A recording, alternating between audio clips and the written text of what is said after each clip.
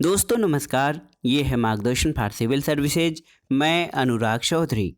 दोस्तों, घटना चक्र संक्षिप्त सामान्य ज्ञान प्रश्न संग्रह श्रृंखला में प्रस्तुत है। विभिन्न प्रतियोगी परीक्षाओं के लिए उपयोगी कंप्यूटर से संबंधित महत्वपूर्ण प्रश्न जो आपके आगामी परीक्षाओं जैसे यूपीपीसीएस प्रारंभिक परीक्षा, आरओ यानी समीक्षाधिकारी सहायक समीक्षाधिकारी, लोअर पीसीएस अध्यापक पात्रता परीक्षा, लेखपाल भर्ती और बैंकिंग तथा नेट जेआरएफ के प्रथम प्रश्न पत्र के कंप्यूटर खंड के लिए बहुत ही उपयोगी है। तो आइए शुरू करते हैं घटना चक्र संक्षिप्त सामान्य ज्ञान का कंप्यूटर खंड। आइए दोस्तों, सबसे पहले हम जानते हैं कंप्यूटर या संगणक किसे कहते हैं। देखिए, बृहद पैमाने पर गणना करने वाले इलेक्ट्रॉनिक संयंत्र या उपकरण को संगणक अथवा कंप्यूटर कहते हैं। तो देखिए दोस्तों, बृहद पैमाने पर गणना करने में इलेक्ट्रॉनिक उपकरण या संयंत्र को संगणक या कंप्यूटर कहते हैं। डेटा क्या होता है? तो कंप्यूटर की शब्दावली में डेटा शब्द का प्रयोग किया जाता है और डेटा असिद्ध तथ्यों, अंकों और सांख्यिकी का वह समूह है जिस पर प्रक्रिया करने के पश्चात अर्थपूर्ण सूचना प्राप्त होती है। तो डेटा अशोधित तथ्य, अंक, आंकड़ों और सांख्यिकी का वह समूह है जिस पर प्रोसेसिंग या प्रक्रिया करने के बाद अर्थपूर्ण और गुणवत्तापूर्ण सूचना प्राप्त होती है। प्रोसेसिंग या प्रक्रिया क्या है? तो दोस्तों, डेटा जैसे अक्षर, अंक, सांख्यिकी या किसी चित्र को सुव्यवस्थित करना, उनकी गणना करना प्रक्रिया कहलाती है। और कंप्यूटर में प्रोसेसिंग यानी प्रक्रिया का बहुत ही महत्व है। बिट क्या है? तो दोस्तों, बिट कंप्यूटर से संबंधित शब्दावली है। बिट जो है दोस्तों, ये कंप्यूटर की स्मृति की सबसे छोटी इकाई होती है। बिट स्मृति में एक बाइनरी अंक 0 अथवा 1 को संचित किया जाना प्रदर्शित करती है। और इसी से संबंधित है बाइट, BYTE बाइट। बाइट किसे कहते हैं? दोस्तों, बाइट कंप्यूटर की स्मृति की मानक इकाई होती है और किसी भी अक्षर को स्मृति में संचित करने के लिए 8 बिट से मिलकर 1 बाइट बनती है। अब आइए देखते हैं कंप्यूटर के प्रकार यानी टाइप्स ऑफ कंप्यूटर। दोस्तों, कंप्यूटर के प्रकार में एक महत्वपूर्ण प्रकार है माइक्रो कंप्यूटर का। तो माइक्रो कंप्यूटर में माइक्रो प्रोसेसर का प्रयोग किया जाता है और माइक्रो कंप्यूटर पर्सनल कंप्यूटर भी कहे जाते हैं। तो याद रखिएगा, माइक्रो कंप्यूटर को पर्सनल या व्यक्तिगत कंप्यूटर भी पीसी कहा जाता है और इनमें माइक्रो प्रोसेसर का उपयोग किया जाता है। पीसी को कुछ भागों में बांटा जाता है: desktop computer, laptop computer, palm top computer, notebook computer और टैबलेट कंप्यूटर। तो ये पर्सनल कंप्यूटर यानी पीसी के विभाजन थे। दूसरा प्रकार है माइक्रो कंप्यूटर के बाद मिनी कंप्यूटर। तो दोस्तों, मिनी कंप्यूटर माइक्रो कंप्यूटर की अपेक्षा आकार में बड़े लेकिन मेन फ्रेम कंप्यूटर की अपेक्षा छोटे होते हैं। तो याद रखिएगा, मिनी कंप्यूटर माइक्रो कंप्यूटर से बड़े और मेन फ्रेम कंप्यूटर से छोटे होते हैं। और देखिए, मिनी कंप्यूटर का उपयोग पेरोल, अकाउंटिंग और दोस्तों वैज्ञानिक प्रयोगों आदि के लिए किया जाता है। तीसरा प्रकार है मेन फ्रेम कंप्यूटर। तो मेन फ्रेम कंप्यूटर बैंकों, बड़ी कंपनियों और ऑफिसों में बड़े कार्यों के लिए प्रयोग किए जाते हैं, याद रखिएगा। और मेन फ्रेम कंप्यूटर पर एक साथ कई प्रयोक्ता यानी यूजर जो है लॉगिन कर सकते हैं और उन पर संबंधित कार्य कर सकते हैं। वर्क स्टेशन क्या होता है? दोस्तों, वर्क स्टेशन एकल प्रयोक्ता मेन फ्रेम यानी कंप्यूटर होता है। ये बहुत ही महत्वपूर्ण है। वर्क स्टेशन एकल प्रयोक्ता यानी सिंगल यूजर कंप्यूटर होता है जिसे तकनीकी और वैज्ञानिक अनुप्रयोग के लिए डिज़ाइन किया गया है। और वर्क स्टेशन में तेज माइक्रो प्रोसेसर, अधिक रैम और हाई स्पीड एडाप्टर होता है। एक प्रकार है सुपर कंप्यूटर। तो ये बहुत ही महत्वपूर्ण होता है। दोस्तों, सुपर कंप्यूटर इस्पात की ऊंची ऊंची अलमारियों जैसे लगने वाले उच्च कोटि के कंप्यूटरों का ऐसा सुसंबद्ध समूह होता है जिसमें अनेक माइक्रो प्रोसेसर एक साथ काम करते हैं, जिसको पैरेलल प्रोसेसिंग कहा जाता है। और सुपर कंप्यूटर की कार्य निष्पादन क्षमता बताने के लिए गीगाफ्लॉप्स, टेराफ्लॉप्स और पेटाफ्लॉप्स जैसी बड़ी इकाइयों का प्रयोग किया जाता है। और सुपर कंप्यूटर जो है सामान्य कंप्यूटरों की अपेक्षा अत्यंत ही द्रुत गति से जो है सूचनाओं का संसाधन करते हैं। कंप्यूटर जो होते हैं दोस्तों, एक सेकंड में खरबों खरबों गणनाएं कर सकते हैं और मौसम संबंधी अनुसंधान, नाभिकीय हथियारों, क्वांटम फिजिक्स और रासायनिक यौगिकों के अध्ययन में सुपर कंप्यूटर का प्रयोग किया जाता है। तो सुपर कंप्यूटर अत्यंत ही उच्च कोटि के और उच्च श्रेणी के कंप्यूटर होते हैं जिनसे एक सेकंड में अरबों खरबों गणनाएं की जा सकती हैं। देखिए, सुपर कंप्यूटर और mini computer, micro computer, main frame computer के अलावा एक प्रकार है डिजिटल कंप्यूटर। दोस्तों, डिजिटल कंप्यूटर अंकों की गणना करते हैं और डिजिटल कंप्यूटर डेटा और प्रोग्रामों को 0 और 1 में परिवर्तित करके उन्हें इलेक्ट्रॉनिक रूप में लाते हैं और इनसे यानी डिजिटल कंप्यूटर से गणना का कार्य किया जाता है। एनालॉग कंप्यूटर क्या होता है दोस्तों? एनालॉग कंप्यूटर में लगातार संकेत के रूप में सूचनाएं मिलती रहती हैं जिसे ये परिवर्तित करके आंकड़ों के रूप में प्रदर्शित करते हैं। हाइब्रिड कंप्यूटर क्या है? तो इसमें एनालॉग और डिजिटल कंप्यूटर दोनों की विशेषताएं होती हैं, इस कारण इनको हाइब्रिड कंप्यूटर कहा जाता है। एक प्रकार है क्वांटम कंप्यूटर का। दोस्तों, क्वांटम यांत्रिकी पर आधारित कंप्यूटर क्वांटम कंप्यूटर कहलाते हैं और क्वांटम बिट अथवा क्यूबिट ये परंपरागत बिट की तुलना में अधिक सूचनाएं जो हैं कूटबद्ध कर सकते हैं।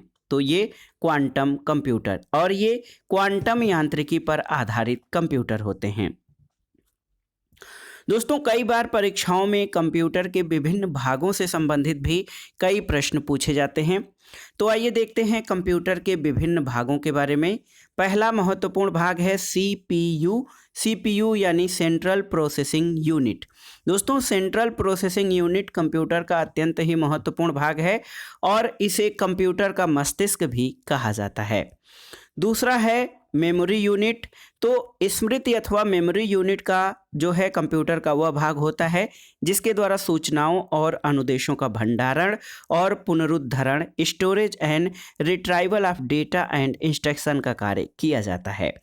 दूसरा है मेमोरी की क्षमता। तो दोस्तों, मेमोरी की जो क्षमता होती है उसको byte, megabyte, kilobyte, gigabyte, terabyte आदि में मापा जाता है। रैम क्या होता है? तो रैम का फुल फॉर्म होता है दोस्तों रैंडम एक्सेस मेमोरी। याद रखिएगा, रैम का पूर्ण रूप रैंडम एक्सेस मेमोरी होता है और ये कंप्यूटर की मुख्य मेमोरी होती है। रैम अस्थायी यानी वोलेटाइल मेमोरी होती है। दोस्तों देखिए, बहुत ही महत्वपूर्ण है और रैम की क्षमता का आकार 256 MB, 512 मेगाबाइट, 1 गीगाबाइट या 2 GB इस तरह के फॉर्मेट में होता है। सूचना का या स्मृति का दूसरा प्रकार रोम होता है। रोम का पूर्ण विस्तार रीड ओनली मेमोरी होता है और दोस्तों रोम मेमोरी को सिर्फ पढ़ा जा सकता है। रोम मेमोरी अस्थायी मेमोरी होती है। कंप्यूटर का एक भाग होता है दोस्तों मदरबोर्ड। तो मदरबोर्ड जो होता है वो मुख्य प्रिंटेड सर्किट बोर्ड होता है जिसमें कंप्यूटर के प्रत्येक प्लग लगाए जाते हैं। दोस्तों देखिए, कंप्यूटर में कुछ इनपुट डिवाइसेज होते हैं और कुछ आउटपुट डिवाइसेज होते हैं। इनपुट डिवाइसेज ऐसी होती हैं जिनके द्वारा कंप्यूटर में डेटा यानी सूचनाओं का प्रवेश कराया जाता है और आउटपुट डिवाइसेज के द्वारा उनका संसाधन करके हमें जो है रिजल्ट के रूप में सूचनाएं वहां से उपलब्ध होती हैं। तो इनपुट युक्तियां पहले देखते हैं। जिन युक्तियों का प्रयोग डेटा और निर्देशों को कंप्यूटर में प्रविष्ट कराने यानी इंटर कराने के लिए किया जाता है, उन सभी डिवाइसेज या युक्तियां को आगम अथवा इनपुट युक्तियां कहते हैं। और आइए आसानी से समझ लेते हैं मुख्य रूप से किन किन युक्तियों यानी डिवाइसेज को इनपुट डिवाइस कहा जाता है। तो इसमें बहुत ही महत्वपूर्ण है कीबोर्ड। दोस्तों, कीबोर्ड मुख्य और सबसे सुगम इनपुट डिवाइस होता है। कीबोर्ड के माध्यम से टेक्स्ट, नंबर, चिन्ह आदि को कंप्यूटर में इनपुट किया जाता है। कीबोर्ड एक महत्वपूर्ण इनपुट डिवाइस है। दूसरा महत्वपूर्ण इनपुट डिवाइस है माउस। तो दोस्तों माउस कंप्यूटर माउस का प्रयोग ग्राफिकल यूजर इंटरफेस में कर्सर को नियंत्रित करके टेक्स्ट, आइकन, फाइल और फोल्डर को सेलेक्ट करने के लिए किया जाता है। स्कैनर देखिए, ये इनपुट डिवाइस जो होता है, इसके द्वारा किसी पृष्ठ पर बनी आकृति या लिखित सूचना को स्कैन करके कंप्यूटर में सीधे इनपुट किया जा सकता है। चौथा जो इनपुट डिवाइस है वो है OMR। OMR का दोस्तों पूर्ण रूप होता है ऑप्टिकल मार्क रीडर। देखिए, OMR स्कैनर को OMR शीट पर पेंसिल और पेन के चिन्हों की उपस्थिति को जांचा जाता है। और आप जानते हैं OMR शीट पर आजकल जो प्रारंभिक परीक्षाएं होती हैं वो OMR सीट उनकी ले ली जाती है, जो परीक्षा कराने वाली संस्था है, और उसको जो है जांच करके उन पे कितने नंबर मिले हैं उनका आगणन किया जाता है। दोस्तों, तो सबसे महत्वपूर्ण इनपुट युक्तियों में आपने देखा कि कीबोर्ड हो गया, इसके अलावा माउस हो गया, स्कैनर और OMR, ये सभी कंप्यूटर की प्रमुख इनपुट युक्तियाँ थीं। अब आइए देखते हैं कंप्यूटर की आउटपुट युक्तियां यानी आउटपुट डिवाइसेज के बारे में। सबसे पहले समझते हैं कि आउटपुट डिवाइसेज क्या होते हैं। दोस्तों, इन हार्डवेयर युक्तियों का प्रयोग कंप्यूटर की सूचनाओं को प्रदर्शित, प्रक्षेपित या भौतिक रूप से पुनरुत्पादित करने के लिए किया जाता है। और भौतिक युक्तियों में मुख्य रूप से देखिए मॉनिटर, तो मॉनिटर को विजुअल डिस्प्ले यूनिट यानी VDU भी कहा जाता है, जिसमें कंप्यूटर में जो हम सूचनाएं या डेटा प्रवेश कराते हैं उनको वो हमें प्रदर्शित करता है। दूसरा महत्वपूर्ण आउटपुट डिवाइस प्रिंटर होता है, और प्रिंटर के द्वारा आप क्या करते हैं, कंप्यूटर से जो परिणाम प्राप्त होते हैं उनको कागज पर छापकर अस्थायी रूप से उपयोगकर्ता को प्रस्तुत किया जाता है। इसमें दोस्तों प्रिंटर में कंप्यूटर हार्डवेयर और कंप्यूटर सॉफ्टवेयर आते हैं। हार्डवेयर कंप्यूटर के उन हिस्सों को कहते हैं जिन्हें हम छू सकते हैं या अपनी आंखों से देख सकते हैं। कंप्यूटर सॉफ्टवेयर वे सूचनाएं, आदेश अथवा तरीके होते हैं जिनके आधार पर कंप्यूटर का हार्डवेयर कार्य करता है। अब आइए देखते हैं दोस्तों सिस्टम सॉफ्टवेयर क्या होता है। देखिए, बहुत ही महत्वपूर्ण है दोस्तों। सिस्टम सॉफ्टवेयर कंप्यूटर का मुख्य प्रोग्राम होता है, जैसे लाइनक्स, विंडोज 7, विंडोज 8, विंडोज 10, ये सभी सिस्टम सॉफ्टवेयर के उदाहरण हैं। सिस्टम सॉफ्टवेयर दोस्तों कंप्यूटर की इंटरनल कार्यप्रणाली को नियंत्रित करने का कार्य करता है, और ऑपरेटिंग सिस्टम की सहायता से कंप्यूटर के प्रोग्राम चलते हैं। देखिए दोस्तों, बेसिक C++ और जावा ये उच्च स्तरीय भाषाएं यानी इनको हाई लेवल लैंग्वेजेस कहा जाता है। फोर्ट्रान दोस्तों ये उच्च स्तरीय भाषा है और ये फार्मूला ट्रांसलेशन का संक्षिप्त रूप है। कभी आपसे पूछ लिया जाए फोर्ट्रान क्या है, तो ये हाई लेवल लैंग्वेज है, इसका फुल फॉर्म होता है फार्मूला ट्रांसलेशन। दोस्तों, वैज्ञानिक और इंजीनियरिंग संगणना के लिए फोर्ट्रान उपयुक्त भाषा होती है। प्रकाशीय तंतु या ऑप्टिकल फाइबर किसे कहा जाता है? दोस्तों, प्रकाशीय तंतु ग्लास, प्लास्टिक या सिलिका का बना हुआ अत्यंत ही पतला तंतु होता है जो कि पूर्ण आंतरिक परावर्तन के सिद्धांत पर कार्य करता है, और ये सूचनाओं के जो है संचारण के लिए बहुत ही महत्वपूर्ण जो है होता है। आइए देखते हैं वाईफाई का फुल फॉर्म होता है वायरलेस फिडेलिटी। दोस्तों, वाईफाई एक लोकल एरिया नेटवर्क की बेतार प्रौद्योगिकी यानी वायरलेस टेक्नोलॉजी है, जिसमें कंप्यूटर या मोबाइल को जो है बिना तार के जोड़कर उनमें सूचनाओं का या डेटा का संचारण किया जा सकता है। मोडेम क्या है? तो मोडेम का फुल फॉर्म होता है मॉड्यूलेटर डिमॉड्यूलेटर, इसका संक्षिप्त रूप है मोडेम। और कंप्यूटर डिजिटल संकेत उत्पन्न करता है, जबकि टेलीफोन पर केवल एनालॉग संकेत भेजा जा सकता है। इनको बदलने में मोडेम भूमिका निभाता है। आइए देख लेते हैं कंप्यूटर से संबंधित प्रमुख इंटरनेट शब्दावली। वेबसाइट, दोस्तों वेबसाइट क्या है? तो एक वेबसाइट संबंधित वेब पेजों का समूह होता है। यूनिफॉर्म रिसोर्स लोकेटर URL क्या होता है? तो इंटरनेट पर किसी सर्वर सेवा के नाम को व्यक्त करने वाला एक अद्वितीय पता यानी यूनिक एड्रेस, इसको URL कहा जाता है। वेब पेज क्या होता है? तो वेब पेज में टेक्स्ट, पिक्चर, वीडियो, ऑडियो और एनिमेशन के रूप में सूचनाओं का भंडार होता है, उसको वेब पेज कहा जाता है। वेब ब्राउज़र क्या है? बहुत ही महत्वपूर्ण है दोस्तों। वेब ब्राउज़र एक ऐसा क्लाइंट प्रोग्राम होता है जिसमें www यानी वर्ल्ड वाइड वेब पर उपलब्ध सभी प्रकार की वेबसाइट और वेब पेज खोले जा सकते हैं। होम पेज क्या है? तो किसी भी वेबसाइट के प्रथम पेज को होम पेज कहा जाता है। वर्ल्ड वाइड वेब क्या है दोस्तों? वर्ल्ड वाइड वेब सूचनाओं स्रोतों का एक जाल है और इसे वेब या www नाम से जाना जाता है। इस अनुप्रयोग का आविष्कार टिम बर्नर्स ली ने किया था। तो www का आविष्कार दोस्तों टिम बर्नर्स ली द्वारा किया गया था। आइए जानते हैं ईमेल किसे कहते हैं दोस्तों। ईमेल को शॉर्ट फॉर्म में ईमेल, जबकि इसको इलेक्ट्रॉनिक मेल कहा जाता है। और ईमेल वर्तमान में संदेशों के आदान प्रदान का तीव्रतम साधन है। ईमेल का संदेश कंप्यूटर नेटवर्क के सर्वर पर जाकर सुरक्षित हो जाता है। आइए कंप्यूटर से संबंधित कुछ महत्वपूर्ण तथ्यों को जान लेते हैं। पहला कंप्यूटर 1837 में चार्ल्स बेबेज द्वारा बनाया गया था और इसी कारण चार्ल्स बेबेज को दोस्तों कंप्यूटर का जनक या फादर ऑफ कंप्यूटर कहा जाता है। कंप्यूटर के एक भाग से दूसरे भाग में सिग्नल भेजने वाले इलेक्ट्रॉनिक पथ को बस यानी BUS कहा जाता है।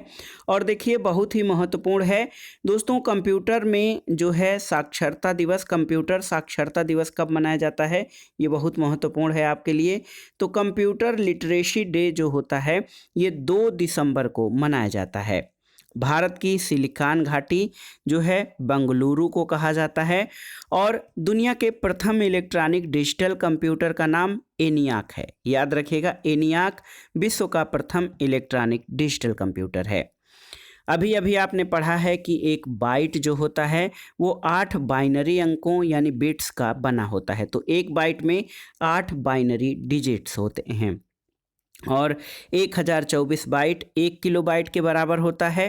1024 किलोबाइट 1 मेगाबाइट के बराबर होता है और 1024 मेगाबाइट 1 गीगाबाइट, जिसको 1 GB कहा जाए, उसके बराबर होता है। और इसी प्रकार 1024 गीगाबाइट 1 टेराबाइट या 1 TB के बराबर होता है। तो ये आपका जो है मेमोरी या जो आंकड़े होते हैं मेमोरी, उसको नापने के ये प्रमुख जो हैं महत्वपूर्ण इकाइयाँ हैं। कोबोल क्या है दोस्तों? कोबोल उच्च स्तरीय भाषा या हाइपर लैंग्वेज है और अंग्रेजी भाषा के समान होती है कोबोल। और कंप्यूटर अशुद्धि को क्या कहा जाता है? तो कंप्यूटर की अशुद्धि को बग कहते हैं, BUG। और प्रोलोग दोस्तों ये 5वीं पीढ़ी के कंप्यूटर की भाषा होती है।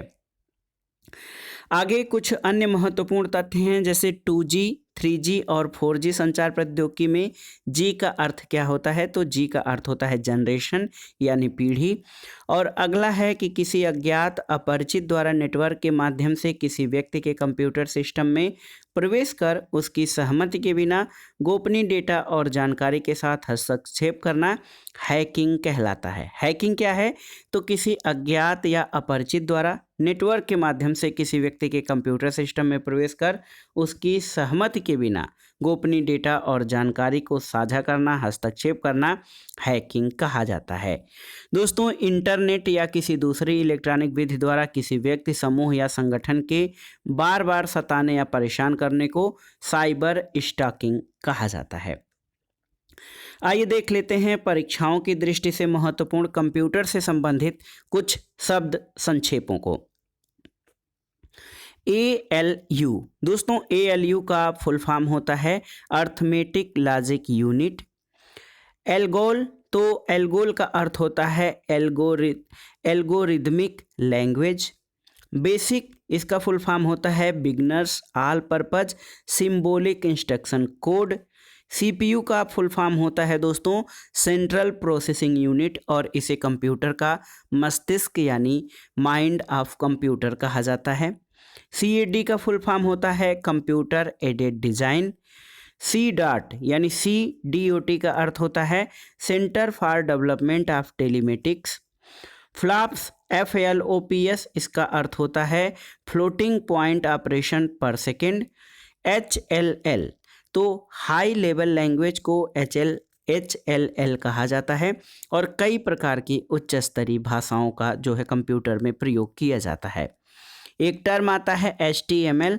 तो HTML का पूर्ण विस्तार होता है हाइपर टेक्स्ट मार्कअप लैंग्वेज। लैन, तो लैन का अर्थ होता है लोकल एरिया नेटवर्क। मोडेम, इसका अर्थ होता है मॉड्यूलेटर, डीमॉड्यूलेटर। रैम, कंप्यूटर में रैंडम एक्सेस मेमोरी, रैम का फुल फॉर्म है। रोम का पूर्ण विस्तार रीड ओनली मेमोरी होता है। और VDU का फुल फॉर्म होता है विजुअल डिस्प्ले यूनिट। और जो मॉनिटर होता है उसमें हम सूचनाओं को विजुअल फॉर्म में देखते हैं, इसलिए जो मॉनिटर है उसको VDU यानी विजुअल डिस्प्ले यूनिट कहा जाता है। WAN, ये वाइड एरिया नेटवर्क, आप जानते हैं लैन लोकल एरिया नेटवर्क है और WAN वाइड एरिया नेटवर्क है। और अंत में www, इसका अर्थ होता है दोस्तों वर्ल्ड वाइड वेब। और www का आविष्कार टिम बर्नर्स-ली के द्वारा किया गया था।